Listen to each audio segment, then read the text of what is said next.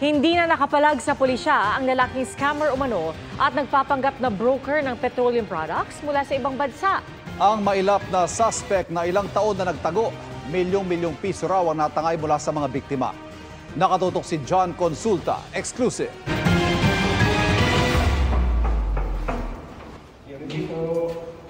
Pagbukas ng pinto sa condo unit na ito sa Quezon City, agad sinunggaban ang kanilang target.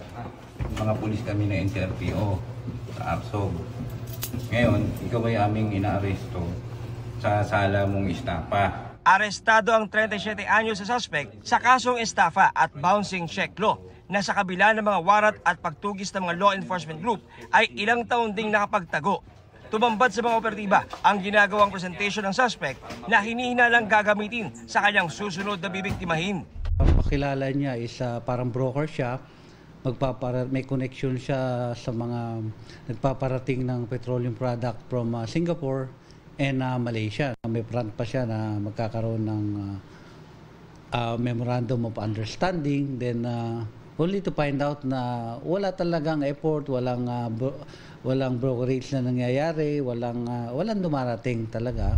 Milyong-milyong piso na raw ang natangay ng suspect. Naging susi raw ang impormasyong ibinigay ng isang informante para matukoy ang kinaroroonan ng suspect.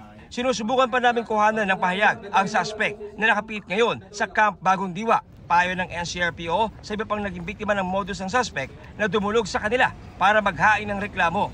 Paalala ng NCRPO para di mabiktima ng ganitong scam. Marami namang way to verify if they mention a certain company. Pwede mo rin i-check sa SEC natin kung registered itong mga kumpanya na to. At hindi tayo basta-basta magtiwala, lalo na kung malalaking halaga yung ating i-invest. Para sa GMA Integrated News, John Consulta, nakatutok 24 oras. Mga kapuso, patuloy na tumutok sa mga balita. Mag-subscribe sa GMA Integrated News sa YouTube. Sa mga kapuso abroad, samahan niyo kami sa GMA Pinoy TV at www.gmanews.tv.